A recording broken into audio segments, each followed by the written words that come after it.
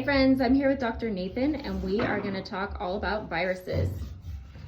Okay, so yeah, I'm Dr. Nathan and I wanted to really kind of dive into this because we're getting a lot of questions both in my practice and obviously on social media as to what are some big things we can do right now to help with viruses. Now, granted, everyone knows that what's going on right now in the world with the SARS-CoV-2 virus right now that's happening, causing the COVID disease. We're worried about that one virus, but we're actually gonna break it down on a level that better helps you more than just in the moment right now, but also for future years down the line. So you can understand what a virus is, you can understand how we go about getting rid of that virus, and then some other big things we can do to boost our immune system. So no matter what we're battling, whether that's the flu, whether that's the COVID-19, whatever that is, that we're taking the appropriate actions. It's always been a huge belief of mine that if we empower people, that does a couple different things. One, it allows you to make better decisions, but it also gets passed down to other people in different generations. But two, empowerment and having that plan in place also lessens that anxiety, which actually can up your immune system. So we want to make sure that we're taking appropriate steps. So what I want to do today is just to outline what we're going to how we're going to approach this is I'm going to dive into what a virus actually is really quick, okay? We're going to give you a real basic understanding of some immunological points here, okay? And then we're gonna dive into a little bit of cell physiology. It's gonna be simple, I promise. And then we're gonna dive into kind of how we process and get rid of the virus when it's on certain surfaces, because understanding how to protect yourself from the virus is important. And then we're gonna dive into how to kind of create that proper immune response. So if you do come in contact with it and there's a breach, if you will, and we can have the appropriate immune response that you're hoping to achieve to up and overcome that virus. Love Awesome. it. Cool, you ready? I'm ready. Okay, so let's jump over here. So I've created a really, really basic explanation of what a virus is and essentially how we can go about combating that virus on a day-to-day thing, okay?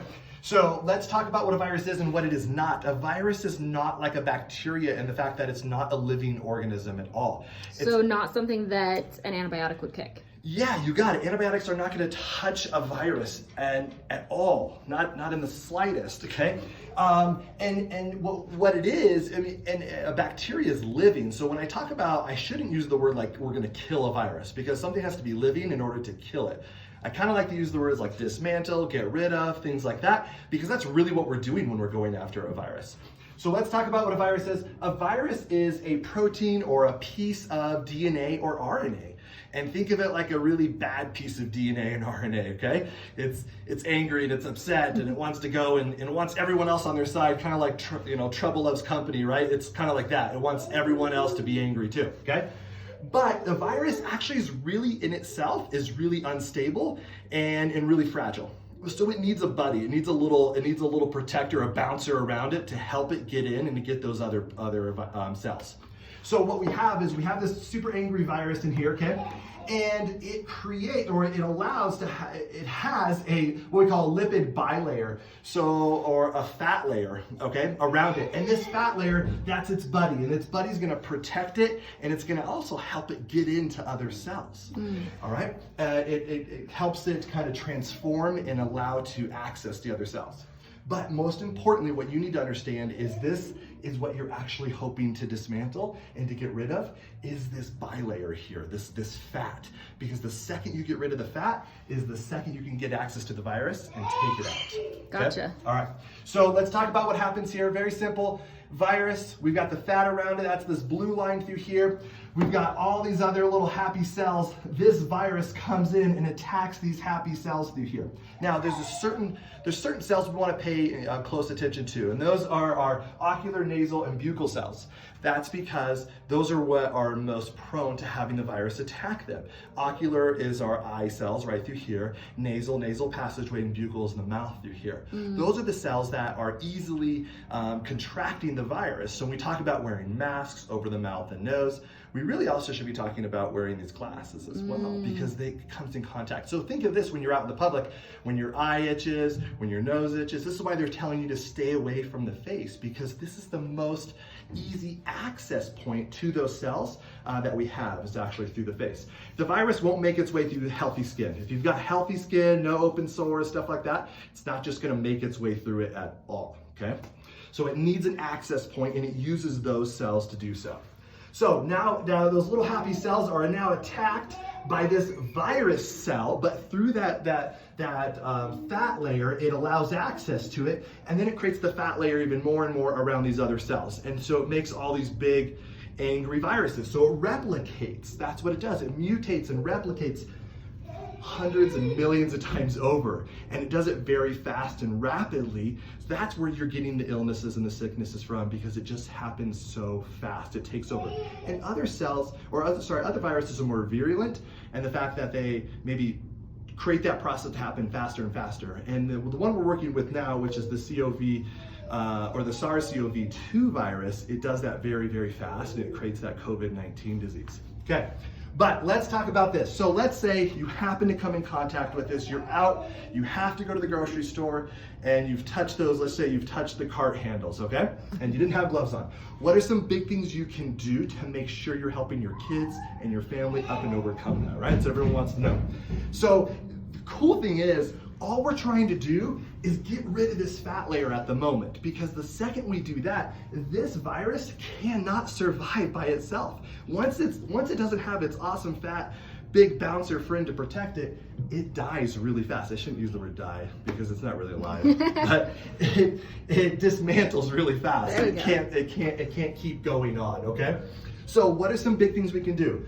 Everyone's harping on washing your hands, but I want to explain to you why and how we actually need to do that. Everyone's talking about kind of singing certain songs, whether it's Happy Birthday twice or row, row, row your boat a couple times, right?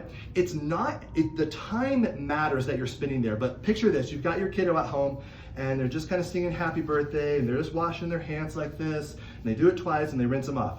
We probably didn't do as much as we could have done, if anything, because in order to get rid of that fat layer, you need to actually create foam. In order to create foam, you need to scrub really, really fast and hard to get that lather up. The lather in the foam is actually what breaks down that fat layer. So you need that to happen in order to have really clean hands, okay?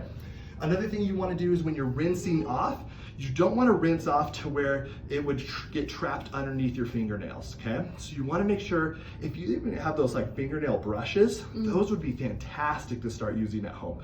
Especially moms who have the fingernails a little bit longer, okay? You want to try to keep your fingernails short during this time, but if you need to have them, try to get one of those brushes so you can get up and underneath those fingernails and get rid of that, okay?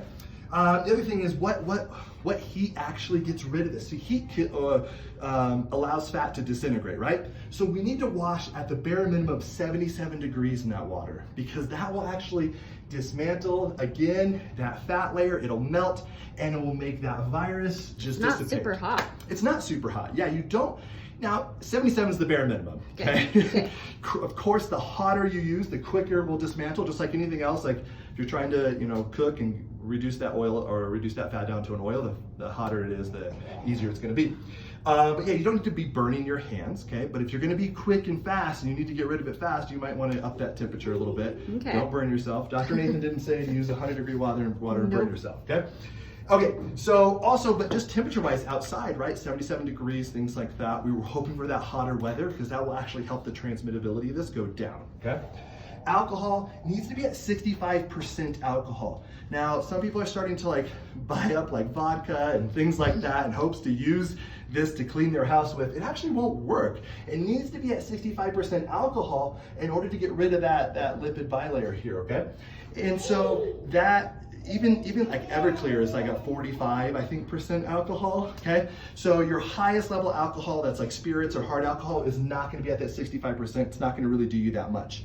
A lot of those hand sanitizers, some of them aren't reaching that 65% as well, so they're not doing as much as you think they are, okay? Some of them, okay? Bleach obviously is gonna go in and kick it, get rid of it, okay? Yeah, obviously you need to, it's like 5 parts water, 1 part bleach, I believe is the Question, what about, because I know so many moms are asking or will ask about essential oils killing viruses. Can you wash your hands? Remember, we're going after that fat layer though, right? I don't know of an essential oil off the top of my head right now that would get rid of that fat layer, so I couldn't speak to that. I can do some research and kind of figure out if there's essential oil that would get rid of that fat layer faster for you. Because realistically, once the fat layer is gone, the virus is done. It cannot live very long. It doesn't go anywhere. It doesn't do anything. It literally just cannot survive once that's gone. So that's our big goal. But the problem is once it gets into the body, it has full reign at that point. We're going to talk about what to do in that. UV light, probably one of the more awesome things you can do right now. If you've got a mask at home, or if you've got like these blankets that we use in our office, we've got fabrics that you maybe don't want to spray onto. UV light is a great way to kill or to get rid of that fat layer. It melts it down and it causes that virus to be essentially void, and we don't need it. Yeah. So anyways, what we're looking at here is how the cell essentially is attacked, because I think if you understand that, you can better understand the things you need to do in order to overcome this whole mess that we're facing right now, and also to give you more empowerment so your anxiety can start to come down. Definitely. The more power I think you guys have, the better you're off you're going to be. And let's dive into some of those things now of how we improve our immune response. Okay. That sounds perfect. Cool. I'm just going to keep rolling. We have about 3 minutes, so I'm just going to keep it like this. So with the immune system, we want to do a couple big things. We want to boost it always, okay? And I hate to use the word boost. I shouldn't use that. We want to make sure we have a proper immune response, okay? So a couple big things we know right off the bat right now that are going to help with that is vitamin C, okay? Right now, there's some studies coming out using the ascorbic acid. I have no problem using the ascorbic acid, especially in a time now. There's a couple different forms of vitamin C. I do like the liposomal. Really cool thing about the liposomal. It actually has a lipid bilayer. It has a fat around it. That's what's cool about it. So it gets into the cells faster. It does on a similar level what the virus does, right? It can get into places that maybe your ascorbic acid couldn't get into. And liposomal is more liquid, and you can just sneak it into kids' smoothies. Yeah, typically it's liquid. You can find it in powder format, but yeah, you can get it in that liquid format, and it's pretty easy. It's really, the one that I have is really gross tasting, but you can make it happen, okay? You can disguise it. It's in a fat layer, so it's hard to mix in, but it's good. Zinc and selenium right now, also really big things to help that immune system, okay? So you can find a zinc supplement. Selenium's like in Brazil nuts, so you don't have to find a supplement. So you want to make sure you're doing those things. As a chiropractor, these are things we do like every day, right? Totally, yes, because every day. It takes a little while to build. Without a doubt, yeah, we have to be. If you know anything about my practice, I've always harped on, you can be reactive, but you're going to be behind the game. You need to be proactive. So we should have been starting this even before this whole mess started, because we had the quote unquote flu season. So we should have been keeping that going. But a lot of people kind of slacked off, so their immune systems are kind of suffering a little bit. So yeah, we need to, the Brazil nuts, you need like maybe 2 or 3 a week at the most, though. You don't need a ton of those. You don't need them every day. They're loaded. So you don't need a ton of that, but stick with the C every day. Make sure you're getting a good healthy dose of that. The zinc, you can find that even in a very common multivitamin even. Okay? About 50 milligrams of zinc is about where you want to be, especially if you're fighting something off. Okay? If you're fighting something off, you want that zinc to be about 50. Okay? The other big thing is, I was saying as a chiropractor, my job is to make sure your nervous system is working well. Believe it or not, your nervous system modulates and allows for a proper immune response. So that's where I kind of come into this, and that's where I'm always encouraging my patients to make sure your neurology is communicating information appropriately. There are certain stressors that bring that nervous system response to an inappropriate function into a more sympathetic dominant mode where you're pumping more fight, flight, or freeze. That's poor for your immune system. The anxiety, the Facebook, the Instagram, okay, bad Instagram stuff.